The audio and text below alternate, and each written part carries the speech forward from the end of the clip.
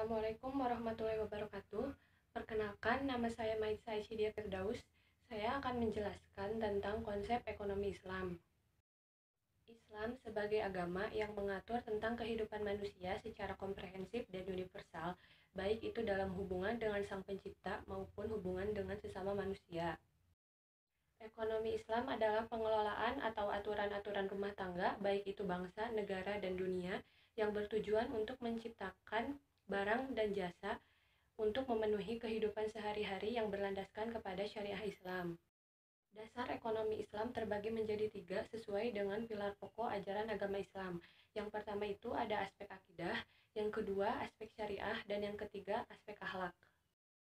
Dalam aspek akidah itu dibagi menjadi beberapa bagian lagi. Yang pertama itu ada ekonomi Islam yang bersifat ekonomi ilahiyah. Jadi segala pembahasan yang bersifat ilahiyah itu merujuk kepada tauhid uluhiyah, di mana ketika seseorang mengesahkan dan menyembah Allah dikarenakan zat yang wajib disembah, maka akan berimplikasi pada adanya niat tulus bahwa pekerjaan yang dilakukan manusia itu dalam rangka beribadah kepada Allah.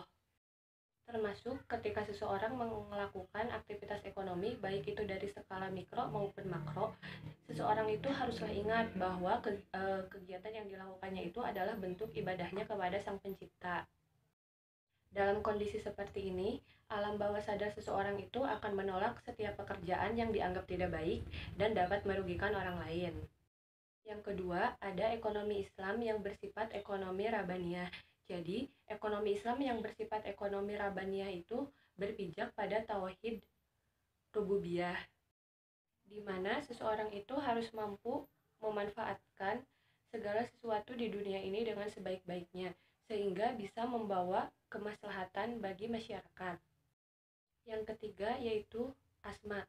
Jadi dalam aktivitas ekonomi itu perlu adanya penghayatan bahwa segala sesuatu yang ada di bumi ini adalah milik Allah, dan manusia hanya memperoleh hak untuk memanfaatkannya sehingga dapat tercapai kemaslahatan bagi individu dan masyarakat. Selanjutnya yaitu aspek syariah. Ketika menjalankan ekonomi Islam yang bersifat uluhiyah dan rabaniyah, seseorang itu harus berjalan sesuai dengan rambu-rambu yang telah ditetapkan oleh syariah Islam. Kaidah yang berlaku untuk segala aktivitas ekonomi yaitu segala sesuatu dalam hal muamalah boleh dilakukan sampai ada dalil yang mengharamkannya. Jadi, atas dasar kaidah tersebut, maka segala aktivitas ekonomi Islam itu yang membawa kemaslahatan boleh dilakukan jika tidak ada larangan di dalamnya. Sedangkan muamalah sendiri itu meliputi berbagai bidang kehidupan, antara lain itu menyangkut tentang ekonomi, harta, dan perniagaan yang disebut sebagai muamalah maliyah. Kemudian selanjutnya yaitu aspek akhlak. Menegakkan norma dan etika merupakan ruh ekonomi Islam dengan cara mentransformasikan etika yang bersumber dari Al-Quran dan hadis dan menerapkannya dalam segala aktivitas ekonomi. Selanjutnya mengenai prinsip ekonomi Islam. Prinsip-prinsip ekonomi Islam itu membentuk sebuah kerangka, di mana jika diibaratkan itu menjadi sebuah bangunan. Bangunan ekonomi Islam itu didasarkan atas nilai yang universal, yaitu yang pertama berdasarkan tauhid atau keimanan, yang kedua keadilan, yang ketiga nubuah atau kenabian, yang keempat khilafah atau pemerintah, dan yang kelima ma'ad atau hasil. Kelima nilai tersebut itu menjadi dasar inspirasi untuk menyusun teori-teori ekonomi Islam. Dalam banyak ayat, Allah memerintahkan manusia untuk berlaku adil.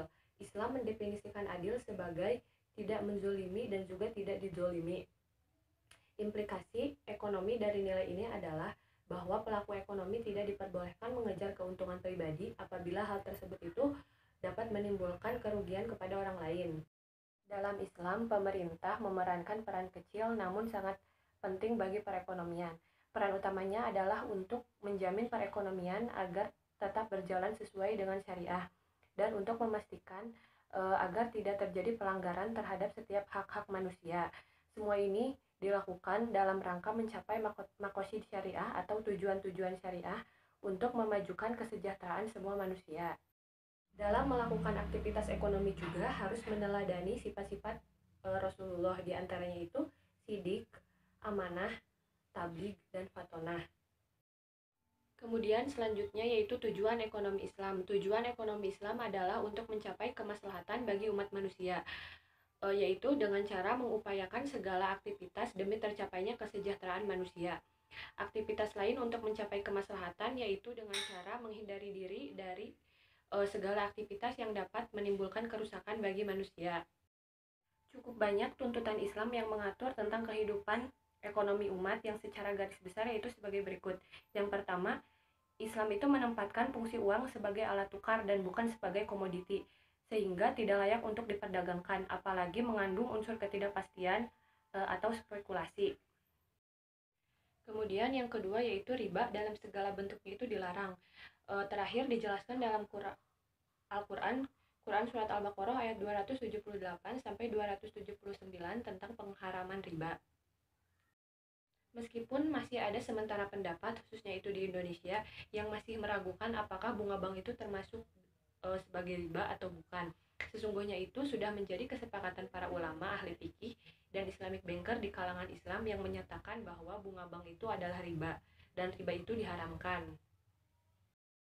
Yang ketiga, harta itu harus berputar atau diniagakan, tidak boleh berpusat hanya pada segelintir orang saja.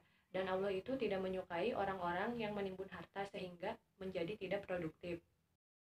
Dalam berbagai bidang kehidupan, termasuk dalam bidang ekonomi itu harus dilakukan secara transparan dan adil, atas suka sama suka, dan tidak ada paksaan dari pihak manapun.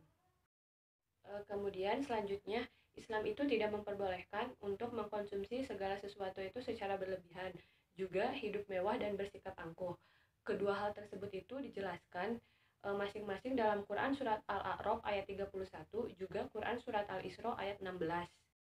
Jadi tentang prinsip-prinsip konsep ekonomi Islam itu tidak hanya berhenti pada tataran konsep saja, tetapi juga telah memberikan contoh-contoh konkret yang diajarkan oleh Rasulullah, yang untuk penyesuaiannya pada masa kini itu sudah banyak dilakukan ijtima oleh para ahli fikih, di samping praktik operasional oleh para ahli ekonom, juga lembaga keuangan.